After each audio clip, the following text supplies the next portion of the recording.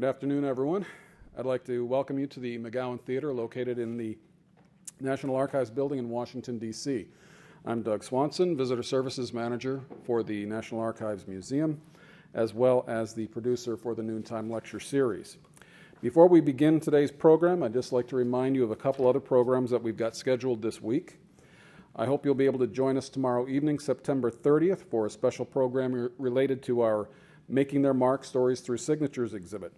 At 7 p.m., former host of Project Runway, Tim Gunn, will moderate a discussion on style and influence, First Lady's fashions. Due to the popularity of this event, we are strongly suggesting that you have a reservation. If you need, on the back of your program guide, you'll find the website as well as the telephone number if you haven't already made reservations. Since all the tickets for the Washington Nationals playoff games are sold out, you should come on down to the archives on Friday, October 3rd at noon, where author Frederick J. Fromer and Philip Hochberg, the former Washington Senator's public address announcer, will discuss Fromer's book, You Gotta Have Heart, and provide a history of baseball in the D.C. area from 1859 to when the Nats became the 2012 National League East champions. To find out more about these programs and our exhibits, please take one of our monthly event calendars, which you'll find in the racks in the theater lobby, or you can visit our website at www.archives.gov/calendar. Our topic for today is Landslide, LBJ and Ronald Reagan at the Dawn of a New America by Jonathan Darman. Jonathan is a journalist and author who writes about American politics and history. His first book, Landslide, tells the story of 1,000 days in the mid-1960s when two iconic presidents transformed the nation's politics. Jonathan is a former political correspondent for Newsweek.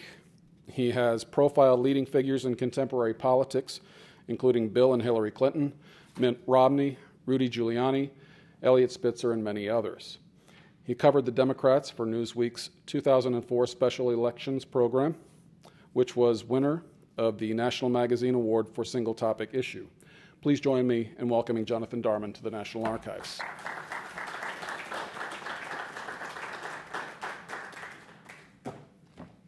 Thank you. I'm really pleased to be here. This is a fantastic space, and it's really wonderful to be here with you all today. I'm here today to speak about two iconic presidents, Lyndon Johnson and Ronald Reagan, in a moment of, I think, great consequence in our nation's history when their lives overlapped. But the book that I've written begins in the aftermath of another formative moment in our history, the assassination of John F. Kennedy. And I thought I would start off by reading a brief passage from the beginning of the first chapter of my book about the morning after the assassination, November 23rd, 1963, because I think it sets up some of the key themes that I'd like to talk about today. At the beginning, the worst part is the uncertainty. Later, after the morning dignitaries have come and gone, after the black crepe has been taken down from the chandeliers and the funeral geldings have been put out to pasture, people will remember this weekend as a time of great sadness. For years, and then decades, they'll look back and remember their sorrow. They'll say they knew, instantly, that life would never be the same. But that will be memory doing memory's ruthless work, obliterating any discordant details, imposing order where once there was none. In these first hours, there is sadness, but mostly there is chaos and the dreadful unknown. What has happened to America, and what is going to happen next? The book that I've written is about the 1,000 days that follow that moment, as seen through the filter of Johnson's and Reagan's lives. And I was drawn to that period in part because it's a moment of great political upheaval in this country that is caused from that feeling of uncertainty I describe. And when we think about the political upheaval we see in our own day, we can look at a lot of people trying to answer that question, those same questions. What has happened to America, and what is going to happen next? And so part of what I hope to do in this book is look at how people in the 1960s reached to answer those questions in the hopes that it might shed light on some of our own questions today. Now, another thing that drew me to those 1,000 days after the Kennedy assassination is the destabilizing effect that all of that uncertainty has on every aspect of American life. It's a period of convulsive change in which things that are fixed become unmoored, and things that we normally associate as opposites brush right up against one another. We can see it in the Kennedy assassination itself. John F. Kennedy, who has been the symbol of youth and vigor and life, in an instant becomes associated with death and mourning and grief. But this duality is much more broadly present in the times. You see things constantly brushing up against their opposites. You see abundance living beside scarcity. In many ways, the average American living in 1964 had a better quality of life than any person living in the history of human civilization. But at the same time, there were millions of Americans in 1964 who were living in conditions worse than the worst destitution that we associate with the Great Depression. It's a period where you can see the country's political leadership at its very best, summoning the will to pass the Civil Rights Act of 1964 and the Voting Rights Act of 1965. You had a generation of political leaders who decided that they would finally deliver the full promise of the Constitution and the Declaration to all American citizens. And that really is political leadership, I think, acting at its very best. At the same time, it's a period where you see political leadership acting at its worst in the decision-making to Americanize the war in Vietnam. You see American leaders dodging hard realities and failing to level with the American public. It's a moment where there are lengthy magazine spreads about cities of the future that are perfectly organized to meet every human need, at the same time as there are pictures on television of cities of the present that are ruled by violence with no central organizing principle at all. And it's a moment when the country has tremendous hope and also tremendous fear. In December of 1964, President Lyndon Johnson stood on the White House lawn and declared, "These are the most hopeful times since Christ was born in Bethlehem." And people believed it because, life seemed pretty good. But just a year and a half later, in April of 1966, you have the famous Time magazine cover, which asked the question, "Is God dead?" The answer, as many of you may know in the article, was no, but still the cover caused a sensation because it seemed to speak to this great anxiety that was present in the country. So that's a pretty remarkable shift to go from the birth of Christ to the death of God in just a year and a half. And it's staggering to us, but if you think about it, it shouldn't be that surprising because hope and fear are both concerned chiefly with the unknown. So in a world that is rapidly changing, where the future is uncertain, both hope and fear are going to have a strong presence. And when you think about American history, you see that dual presence from the Revolution through to the time of Lincoln, through to the Depression and World War II. And it's true in our own day as well. You can open up a newspaper today and probably find stories about, transformative gene therapy that have the potential to cure what have been previously fatal diseases. You can read about new technologies that are going to extend human lifespan. And we all have seen how technology has transformed so many of our daily experience in the world. But at the same time, if you read the headlines in that newspaper, you're going to be very concerned about the world that we're leaving to our children, and if there's even going to be a world to leave to them at all. And that same duality of the dual presence of hope and fear was present in the mid-1960s. Where there was cause for hope, there was also fear.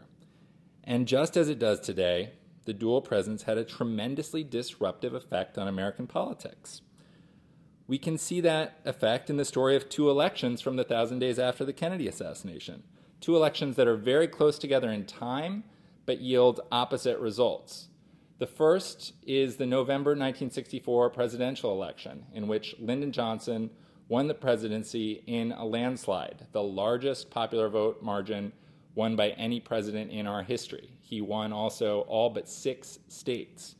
And his campaign that year had fastened itself to the optimistic, utopian spirit of the day, in which government seemed poised to solve the toughest problems facing mankind.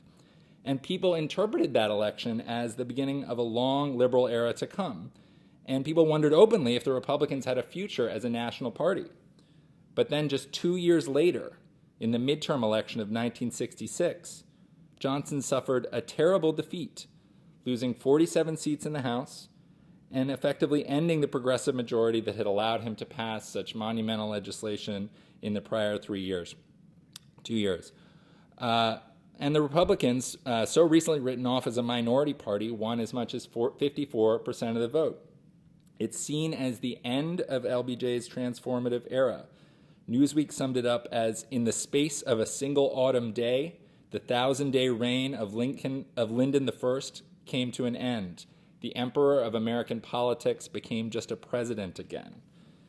And the highest profile winner in that election year was Ronald Reagan, who won the governorship of California in his first political campaign and became the face of a resurgent republicanism in the country, signaling the rise of a new, more conservative electorate that was going to dominate the country for much of the next 3 decades. So in the story of those two landslides, you have, I think, the most interesting example of two opposites brushing up against each other, Lyndon Johnson and Ronald Reagan. Now, Reagan and Johnson, of course, are two iconic presidents that we associate with two very different moments in our country's history. In January of 1965, over 1 million people came to the National Mall to watch Lyndon Johnson take the oath of office after winning that landslide victory in 1964. And the programs at that inaugural set incredibly high expectations for what Johnson was going to achieve through his domestic program. They said, all that has come before in our glorious history is but a prelude to the great society. And there was a consensus at that moment in both parties that an active and engaged federal government could and should organize itself to aggressively tackle the most pressing problems facing man. Is our world gone? Johnson said in that inaugural. We say farewell. Is a new world coming? We will welcome it and we will bend it to the hopes of man. And the implication is that government would do that work. Government would do the work of bending the world to the hopes of man. Now, 16 years later, of course, Reagan took the oath of office in a very different moment. He was speaking to a country that had lived through a series of failures and disappointments in government. Vietnam, Watergate, the energy and inflation crises of the 1970s, and the failure of so many government programs to lift people out of poverty and stop crime. He was speaking to a country whose cities appeared in a state of decay, and he was speaking after a series of failed presidencies, where there was a sense that a generation of American leaders had surrendered the country's predestined position of greatness. So there was a broad disillusion in government in America in that moment that Reagan spoke to quite memorably in his inaugural, saying, "In our present crisis, government is not the solution to our problem, government is the problem." So in those two men, in those two moments, you have two very different visions for government. But beyond that, Johnson and Reagan are probably the two best examples we have for two opposite approaches to the handling of the modern presidency. Johnson, of course, is the overwhelming, obsessive, control every detail model of the presidency. In his first days in the White House, he made such a show of trying to prove that he was on top of every last detail concerning his presidency that James Reston, the Washington columnist for the New York Times, wrote that he had done everything but cut the White House lawn. I saw today that there's a Lawrence F. O'Brien gallery here at the National Archives, and I was reminded of a story that Lawrence O'Brien, who was for a time Johnson's chief legislative strategist, told that sort of, I think, really gets at Johnson's all-hands-on approach to the presidency. There was one night where O'Brien was up on Capitol Hill, and he was trying to bring home a bill for the administration, and he came short. They lost late at night.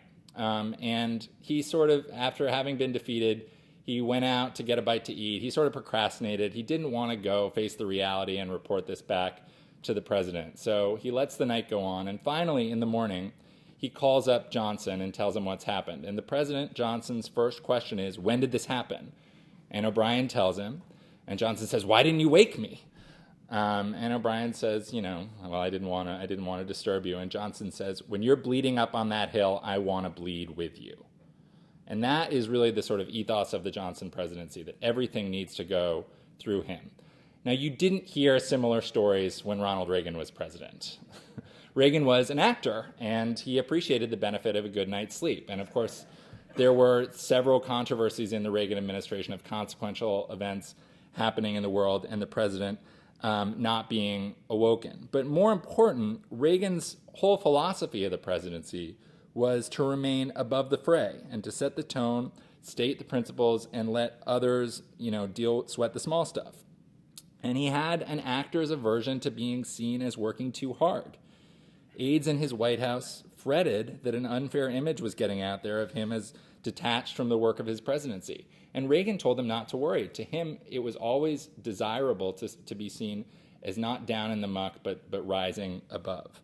And that really was, in many ways, what a lot of people attribute to the success of the Reagan presidency, was that he was able to state the broad principles and connect with the country while others were associated with some of the more messy elements of politics. And even more broadly, these two men have very different personal styles. They were both talented communicators, but they excelled in very different settings. Johnson was famously talented at one-on-one interpersonal interactions. And he gained control in his interactions by looking at someone and seeing not just what was in front of them, but really almost what was deep inside of their soul, understanding who they were and what they wanted, and playing into that personality. Reagan, in his interpersonal interactions, was always pleasant and charming to be around. But people close to him would describe encounters with him where it was almost like he didn't see them at all. He was much better at connecting in front of a television camera with millions of Americans that he would never see. That was his great gift, communicating to the country at large as though he knew who each of them was and could understand their concerns. Johnson lacked that ability. He understood that it was becoming an important fact in politics, and he envied it in others, but he did not have it himself. And in recent years, these two iconic presidents have, I think, both achieved this sort of fantasy status for American politicians, but in two very different realms. Reagan is the president that contemporary politicians say they want to be, someone who's principled and strong and stands for something and connects with the country. But Johnson is the president that a lot of politicians secretly long to be, someone who got the big things done. So in many ways, Reagan and Johnson appear citizens not just of two different moments in our history, but citizens of two totally different universes. But then there's a strange fact that we have to wrestle with. Reagan and Johnson were contemporaries. They were born less than 3 years apart. And that means they came of age in the same 20th century America. Their worldviews were shaped by the same events. And beyond that, there are some remarkable similarities in their upbringing. They both grew up in small towns far from the mass media capitals of the country. They both had adoring mothers who encouraged them from an early age to believe in their own greatness.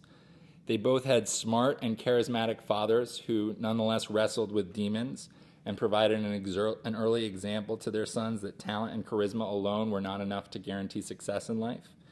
And crucially, from an early age, they both showed the same common need that I think animates both of their lives, and it's a need we see in many successful politicians: the need to play the part of hero and feel the eyes of the world upon them. You can see it early in both Reagan and Johnson's lives. When Lyndon Johnson was a young man, he attended the tiny Junction School in the Texas Hill Country. And when he was about 5 or 6 years old, his teacher noticed that he wouldn't read aloud when the other kids would do it. And she wondered at first if he wasn't able to. It turned out he was quite an advanced reader, but the only way that she could get Johnson to read aloud was if she had him come sit in front of the class on her lap and read for everyone to see. In that same school, this was a classroom where if you had to go out and use the bathroom, you had to write your name up on the board. And, a little kid would do it and just write, Susie, Bobby. Lyndon would go up as a little child and write Lyndon Baines Johnson. So there's a sense from an early age that this is a really grand personality. And he likes people noticing who he is. I think that same sense is there in Reagan, too, in early life. He was, as many of you may know, a lifeguard as a young man. And people over the years have tried to sort of divine a lot of meanings from that what drew him to that. Was it that he was someone who wanted to watch others and save them, as he would later come in to save his state or his country later on? Reagan himself had a simpler explanation. He said, you know what drew me to it? I was the only one up there on that guard stand. It was like a stage. Everyone had to look at me. And when he's a student in college at Eureka, he gives a speech before a live crowd, and he's mesmerized by the effect. He calls it heady wine. And Lyndon Johnson would have known exactly what he meant by that, because that feeling was so powerful to both of them. And that need guides them as young men to their respective fields: politics for Johnson, radio broadcasting, and then acting for Reagan. And it gives them both, in the 1930s, the same hero, Franklin Roosevelt. Roosevelt, at that point, was, of course, the most famous person in the land and the ultimate example of a leader who, in a moment of national anxiety, could change the course of history by focusing people's attention on him. And that, I think, explains a lot about why the 1,000 days after the Kennedy assassination, another moment of great uncertainty, is the moment where you see Reagan and Johnson's lives and legacies overlap. But before we get there, I need to point out one more similarity between Reagan and Johnson. Not only do they share a common need to be the hero in a story at the beginning of these 1,000 days, they're both thwarted in that need. Johnson, the day before that John F. Kennedy went to Dallas, was, of course, languishing in the vice presidency. He had known already in his life tremendous power as Senate Majority Leader, but in his 3 years as vice president, he had been marginalized from the center of power. He had been cut out of the action by John F. Kennedy's aides, and he was deeply unhappy. There was talk that he was going to be dropped from Kennedy's ticket in 1964. And Johnson, who's always been guided by that need to be at the center of things, is 55 years old and looking toward middle and old age, and the possibility that he's never going to know that acclaim and power again. Reagan, too, in November of 1963, is not exactly in the center of the limelight. He had, of course, in the 1930s and 40s, had a brief career as a movie star. In the late 40s and 1950s, that really transitioned into more of a public figure role, first through his position as president of the Screen Actors Guild, and then memorably as the host of GE Theater, in which he appeared on a weekly broadcast for the company, but he also traveled all over the country giving speeches on public affairs.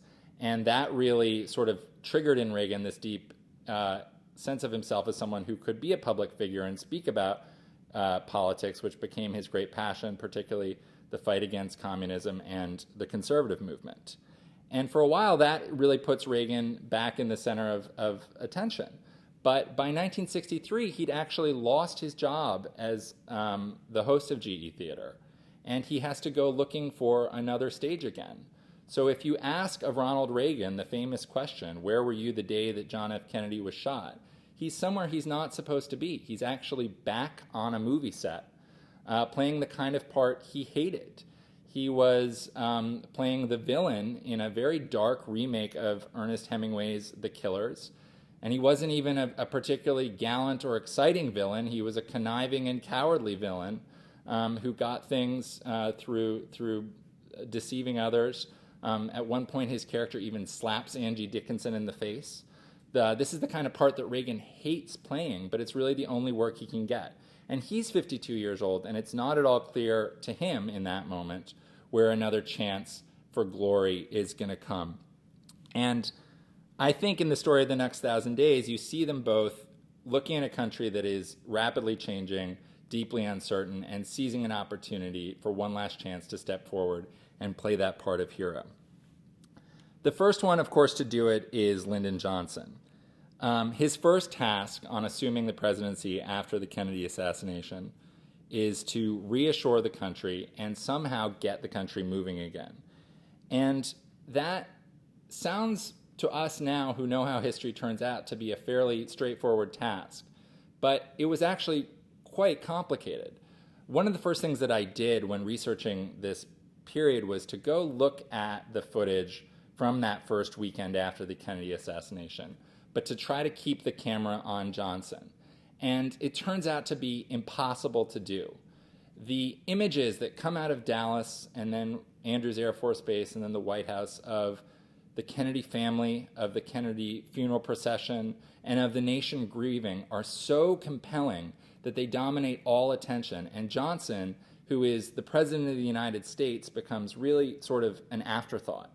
And the camera at one point actually does drift away from him. When he first comes back to address the nation from Dallas, he gives a very well-conceived and graceful statement. But the camera setup was not good, so they kept having to change lenses. So the country couldn't keep him in one frame. And that's really the challenge that he faces in his first days as president. He is the president. To get the country moving again, he needs to assert a central place in the story.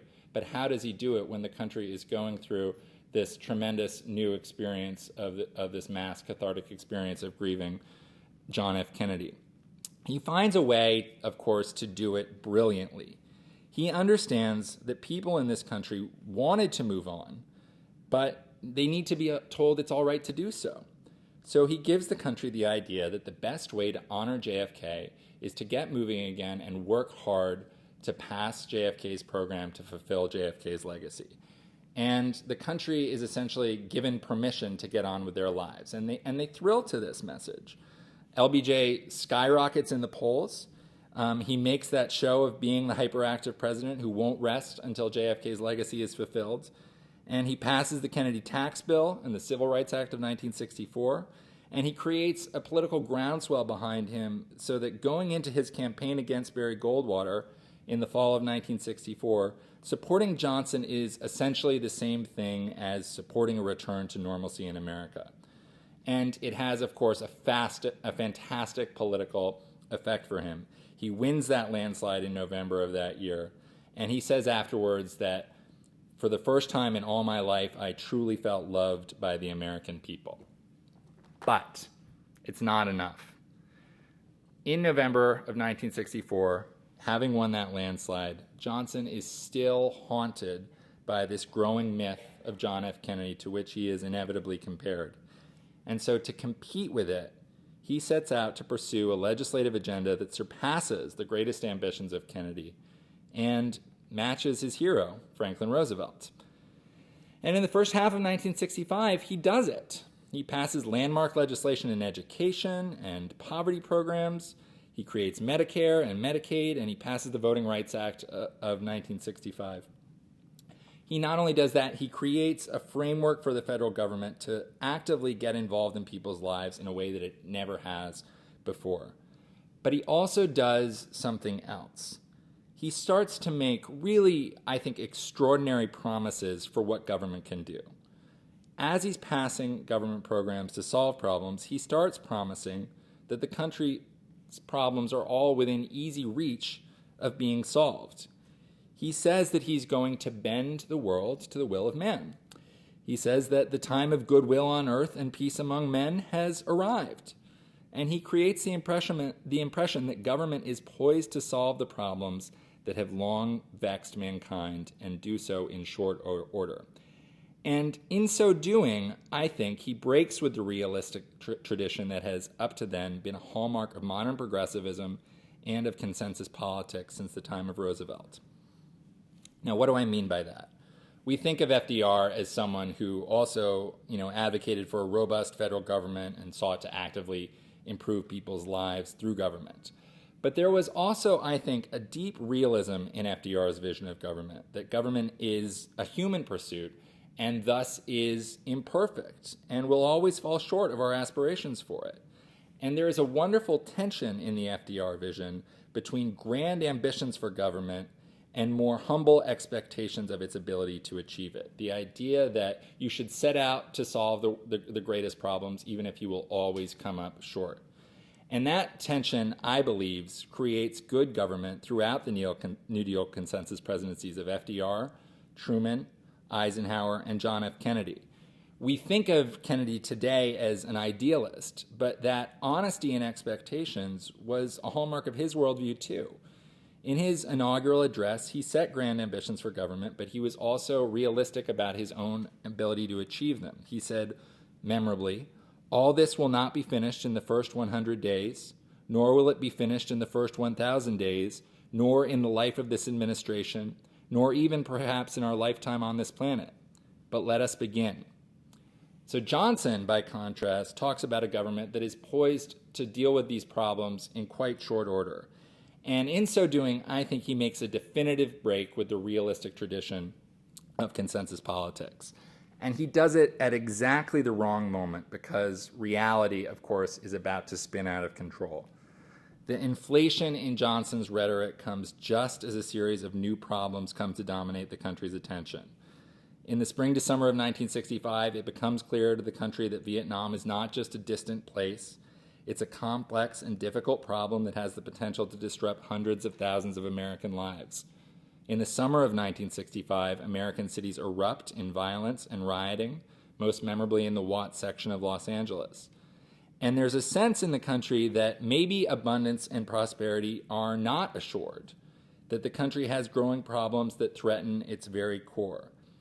And there's a sense, too, that government is not prepared or even equipped to deal with those problems. So people start to lose faith in this vision of government that Johnson has put forward. And they turn away from him, and they turn more quickly, I think, because of a lurking anxiety that has been there all along. Remember that duality I talked about before. Where there's hope, there's also the potential for fear. And millions of Americans are suddenly open to a new message.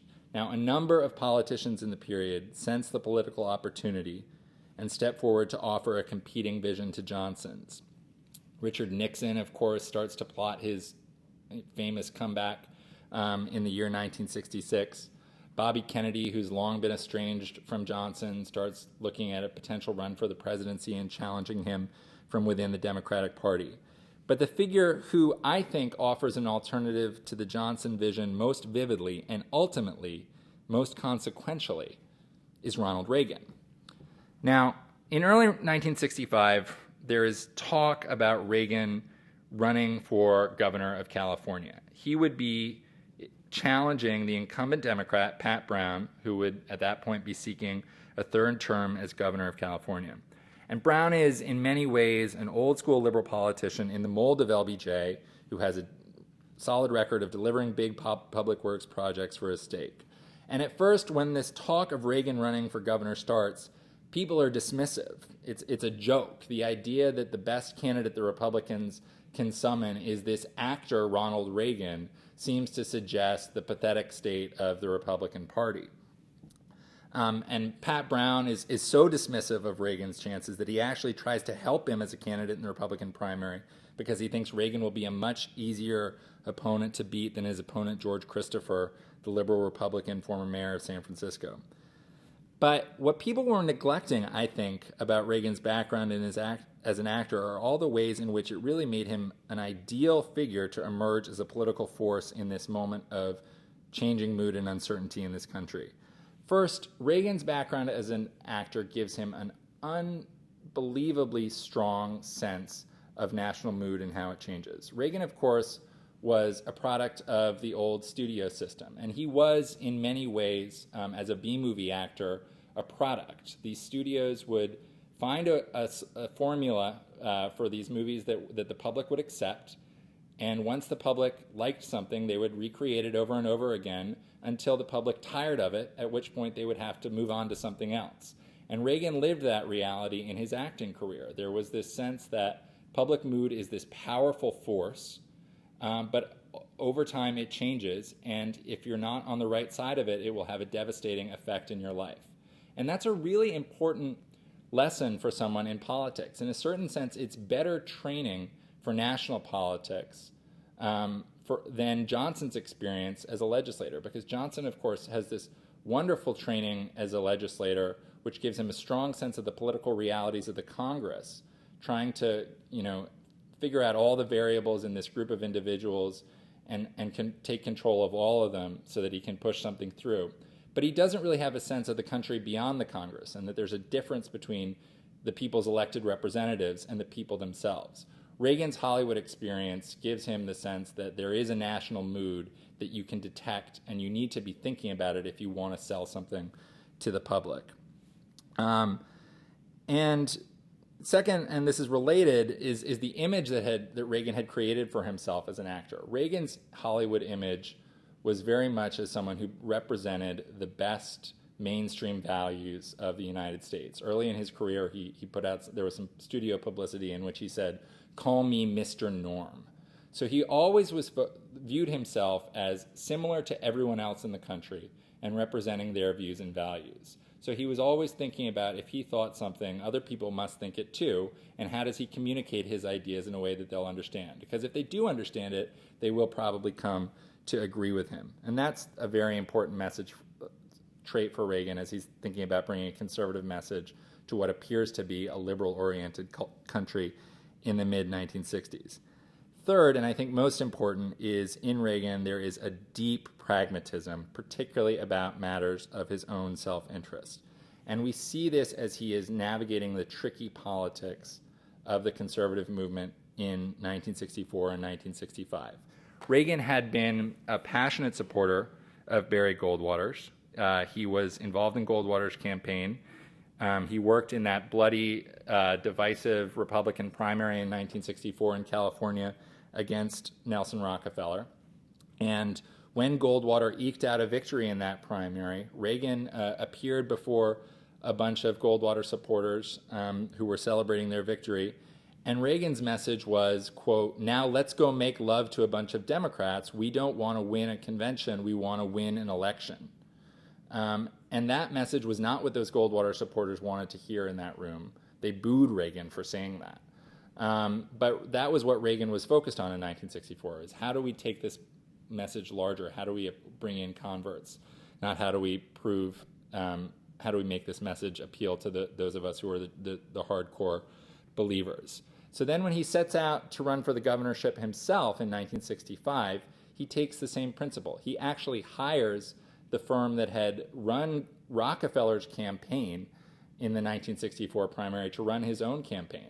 And he's focused at positioning himself as a unity candidate for the party. He says he won't run unless he's convinced that the party will accept him as a unity candidate. And so what that does is it sort of creates, it immediately creates this perception in people that he's someone who wants to speak to a broad middle as opposed to the fringe with which he had been previously associated. And he doesn't talk about bringing a conservative revolution to the country. He's running on a platform that is quite similar to Goldwater's, but when he's talking about running for office in California, he instead describes government programs that have failed to do the work they set out to do. And he runs on the idea that he's going to restore law and order and fiscal responsibility in the state, and he introduces the idea that Californians can solve their state's problems by having less government in their lives, not more. And in the process, he taps into that sense of disillusionment that people were starting to feel with government and with the promises that had been made for it. And so by the middle of 1966, he's a conservative candidate running on a conservative platform, but with a broad base of mainstream support. Now, the Democrats and Johnson especially don't note this new political force until it's too late. Reagan wins the primary victory in June of 1966 and automatically becomes this huge national story because, it's Ronald Reagan is now the Republican nominee for governor of California and is leading Pat Brown in a lot of polls. So Johnson quickly, there's a great moment where Johnson, calls up Brown and tells him to buck up and get bushy-tailed, and as he puts it, hang Goldwater around Reagan's neck. But it's way too late for that because everything that Reagan has been doing over the prior year and a half has been dedicated to proving to people that he is not Barry Goldwater. He's a different kind of Republican. And sure enough, Reagan defeats Brown for the governorship by more than 1 million votes, or by nearly 1 million votes. And that's a pretty remarkable reversal because 2 years earlier in the landslide of 1964, Johnson had carried California by more than 1 million votes. And he becomes the face of the election of 1966, which is interpreted as a broad repudiation by the country of Johnson's legacy. And when Reagan is asked what the meaning of that election is, he's very clear. He says it's the people rejecting the Great Society. In the days immediately following his election, he begins plotting a presidential run, and he's at that point focused on Johnson, the idea that the promises of the Great Society have failed to come to pass, and it's time to look for somewhere other than Washington to solve the great problems facing the nation. Now, Johnson, of course, doesn't run in the 1968 campaign, and neither in the end does Reagan, but he has already at that point set his sights on the presidency. And so throughout the 1970s, he continues to run against the grand promises that have been made for government by liberals in Washington. When he wins the presidency in 1980, he expresses the broad public frustration with Johnsonian liberalism in his famed inaugural line, "In our present crisis, government is not the solution to the problem, government is the problem." And when he's president, he views himself very much as trying to undo the Great Society. At one point, he writes in his diary that the press has continually misunderstood him as trying to roll back the New Deal. "I'm not trying to roll back the New Deal," he says. "I'm trying to roll back the Great Society." So I think when we look at the late 20th century, we can see that the legacies of these two transformative presidencies are interconnected in so many ways. And the connection, I believe, continues to shape our politics today in ways that are not all for the good. That moment of departure I described earlier in the Johnson presidency, where our political discourse turned away from the realistic tradition of the New Deal consensus, has not, over time, served our politics well. Johnson and Reagan each governed with far more nuance and realism than the shorthand version of their rhetoric would indicate.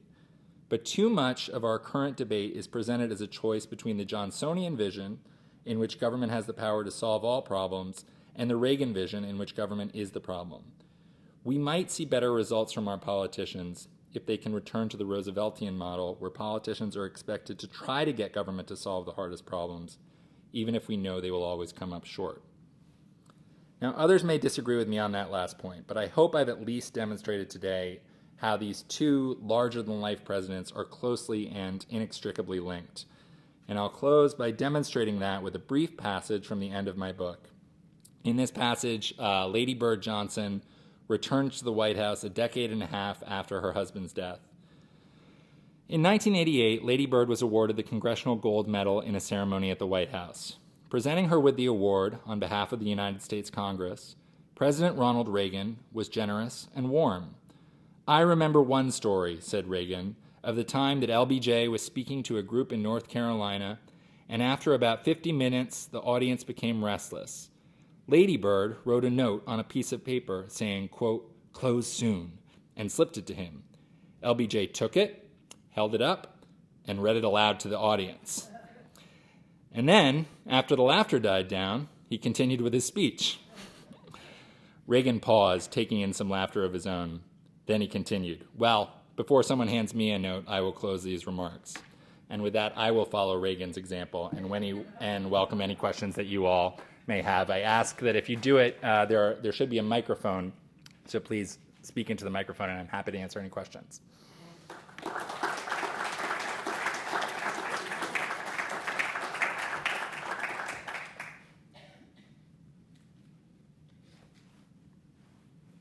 Anyone?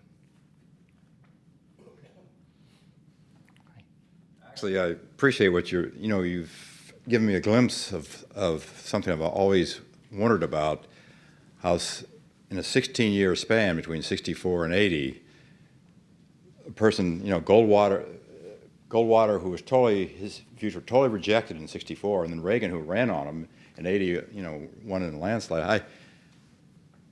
From what you say, it was more than just the views themselves. It appears, and we're still having this debate today, that's on too much government, and not enough government. So it doesn't appear that the American people are focused on the issue of how much government, but is it, my father was a salesman, always said that Reagan sold it better than Goldwater did. So, and there was also, as you say, the disillusionment of government in 80, but I'm still, you've started, but and maybe if I read your book, you'll go Yes. into more. All questions will be answered. I still don't get it.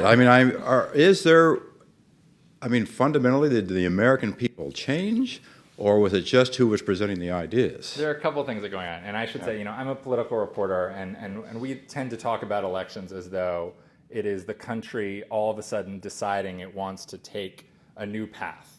All of a sudden we don't believe in big government anymore. We believe in limited government, which is ridiculous. The country votes for a complex muddle of emotions, and that gets reflected in our electoral process. But there are a number of factors that are going on between 1964 and 1980 that really do change the country. One of them, and this is one that John F. Kennedy actually was focused on before his death, was the changing nature of the electorate.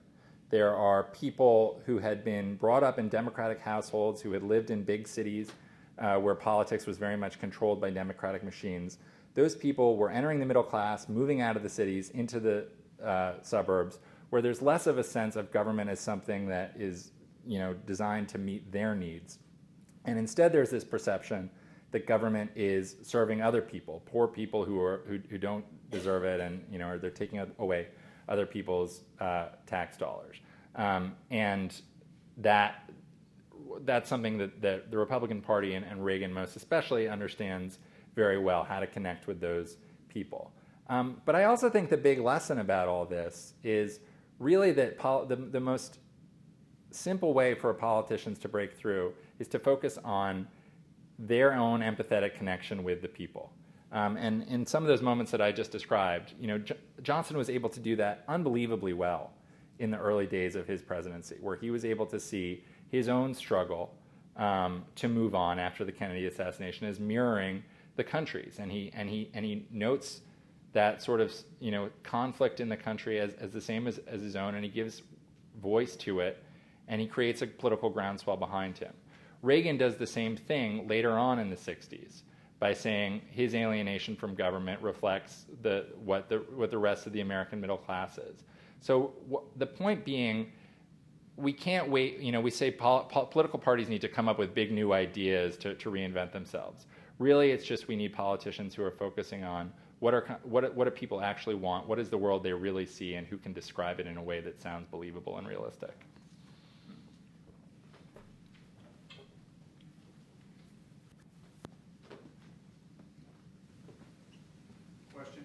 Yep, sure. Yep. Sorry. So I'm wondering, how is it that LBJ was so tone deaf to the Vietnam War? I mean, that was the era that I was growing up, and I remember my parents huddling around their tiny little black and white television when LBJ said that he was not going to run, and I mean, there were Democrats and saying, thank God he's not going to run, because we had fought so hard against the Vietnam War. But looking back on it, I wonder, and particularly with some of the ways you've described him, how did that get out of control so much? Yeah, it's fascinating. For me, before I started working on this, I sort of associated the Johnson domestic presidency with all the wonderful accomplishments in civil rights, and then also with the Great Society legislation as on one side, and almost a totally separate presidency in Vietnam, where there are all these tragic decisions made and a failure to really communicate with the country about what's going on. Yeah, no, right, and it still obviously it strikes a chord in many of us today. What was revelatory to me was actually they're so closely linked. So Johnson, as he is pursuing his domestic policy in the spring of 1965, he's operating under the sort of conventional wisdom for a Cold War politician that if you're going to pursue a progressive program at home, you better be tough on communism abroad. And really he uses the extent of his domestic ambitions as the sort of justification for this feeling that he has no choice but to escalate and pursue this policy that he himself does not believe in. So really in his mind, Johnson is, we talk about him as a great pragmatist, which of course he is when you're talking about the legislative session, the legislative process. But he actually can struggle to see reality in the wider world. And when he looks at a struggle in front of him, he tends to see either the potential for transformative victory or catastrophic doom. And in those two things, the Great Society and Vietnam, he gets both of those. So it really makes sense to him that he should pursue both of them at once. And I think that, it's the psychology of Lyndon Johnson is, as you all know, a very complicated thing. I get into it in the book, but it's remarkable what happens with communicating to the country about Vietnam. He knows that he's creating a huge political problem for himself and a historic problem for the country, but he feels that it's inevitable, he has no choice. I'd like you, if you can, to dispute my notion that both the 1968 and the 1980 elections were about a single issue. If Johnson had backed off on Vietnam, he probably would have been elected. And if Jimmy Carter had bombed the bejesus out of Iran, he would have been elected president. Tell me that I'm wrong. Well, these are interesting, hypotheticals. I think particularly in 1968, that's when you talk about the politics of Vietnam for Johnson. It's a lot more complicated. It was a lot more complicated in the moment than I think we see it in retrospect now. So in the period that my book ends, I should say, in December of 1966. And at that point in time, the big political risk that Johnson sees in Vietnam is from the portion of the country that thinks he's not fighting hard enough, that he needs to bring more aggressive action. He's much more concerned about that than he is from the anti-war left. So that was really what was guiding his decision. So the idea that he could sort of make decisions in Vietnam differently and end up with a political result, you really need to go back to early on in the Vietnam decision-making process to engage in that hypothetical. And I do, but that said, Richard Nixon was elected in 1968, and the Nixon vision is certainly, in a lot of ways, more closely linked to the Johnson vision than the one that Reagan brings to the country in 1980. Richard Nixon speaks for the silent majority and talks about restoring law and order in a way that is similar to what Reagan does in California. But really, the vision of government is pretty active and engaged federal presence. The Nixon vision was to bring about a realignment in this country that in effect got rid of the extremes in both parties. And his successor his sort of ideal successor that he saw for himself was Johnson's lieutenant, John Connally. And that, of course, doesn't come to pass because of Watergate. And that creates the opening in the Republican Party for Ronald Reagan to step forward, and Watergate, I think, also helps to reinforce the Reagan message. Even though it's a Republican president, it's this sense of look what the federal government is like. We can't put our faith in them. We need to look for answers outside of Washington. So I know I haven't exactly answered your question about hypotheticals because we can't exactly know. But there's a lot of different factors going on in this period, and many of you lived through it, which take the country to the unique path that it did. But what I was trying to do here was really you can see the roots of these two visions, which end up really being in conversation with each other for the rest of the century in this unique period. Thanks for your presentation this morning.